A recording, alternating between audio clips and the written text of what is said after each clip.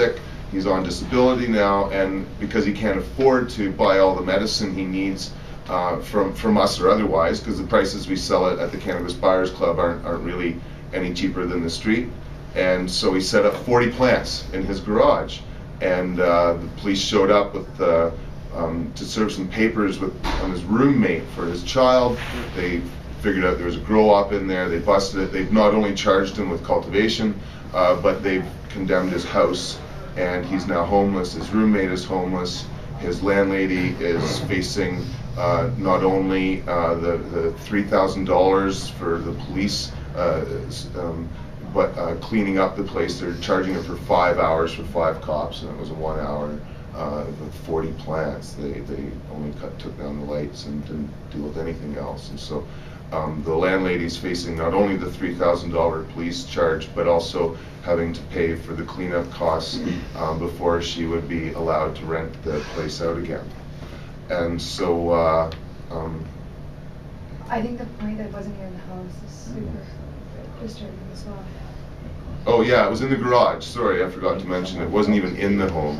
They've condemned the home, even though the grow op was in a garage with a wall separating the garage from the rest of the home. So there's no chance of mold going through the brick or anything like that.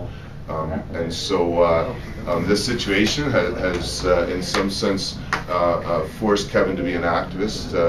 And our organization is trying to do a number of things to assist him. At this point, we're hoping that a letter to the City of Langford will have them drop the conditions of having the house cleaned and the police costs possibly as well. But we're not hoping in any way the City of Langford would do that, or we're not expecting, I should say. We're hoping, but we're not expecting.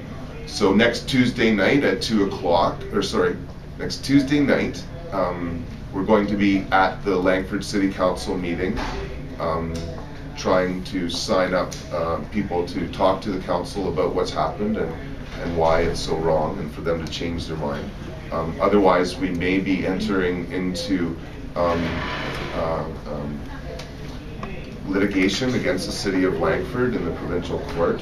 And so our society has decided that we will match the funds needed to get the $5,000 retainer that will be needed, or sorry, $2,500 retainer. Damn, I'm not getting my numbers right. $2,500 retainer is needed to take the municipality of Langford to court for these bylaws. We're not only looking at matching that, but if we find matching funds for the lawyer, we're also going to donate the art auction. We have a silent art auction. International Medical Marijuana Day is coming up, and I think it's our 7th year that we've put on an art auction to raise funds generally for the Cannabis Buyers Club and our court problems. But our court problems are behind us, and so is our debt. And so this year we're looking at putting the proceeds of our art auction to Kevin, who now is homeless and on disability, and his landlord, who has a whole bunch of costs associated with this. And at the same time, we're going to use International Medical Marijuana Day to highlight this situation and the problems with the medical marijuana access regulations and et cetera. I could go on about that situation, but what's the date of International? That's November 15th, sorry. But I just meant to bring that up in part to say that a lot of people are forced into activism through, in some ways, no choice of their own. And so help bringing information to the public about these situations in various means is really critical, because people like Kevin just don't have the capacity to be advocates. And so learning how to be an activist is really important. And I could give out a whole bunch of ideas about stuff that you can do, coming up with slogans for banners, making banners and signs. If you're a graphic artist or a writer, there's always things to do there. For me, one of the things that I like to see is when activism is done in such a way that it's almost subtle that people are becoming activists, and I like Team 420 for that, because we're trying to encourage the average person, that are involved in athletics to just kind of come out of the closet a little bit, because often that's all it takes. And so yeah, so going, I guess, from the overgrow the government model, because it's kind of self-explanatory. The more that's being grown and distributed, the more people are willing to protect it, essentially, when they learn of its benefits.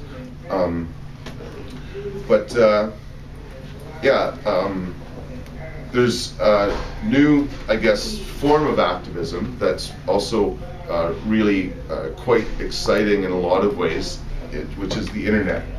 When I graduated university in 1994, there were emails, and not much more than that. We could use WordPerfect and that sort of thing, but there was not the capacity to interact and transmit information as quickly and effectively as there is now. And citizen journalism is something that is all too easy to participate in once you feel comfortable. I would just like to again reiterate that the need is definitely there. And that can happen in all sorts of ways, just taking interesting pictures of situations. For example, we were on the bus coming here today and we saw a very funny image that we took a picture of, and we'll put it on the internet.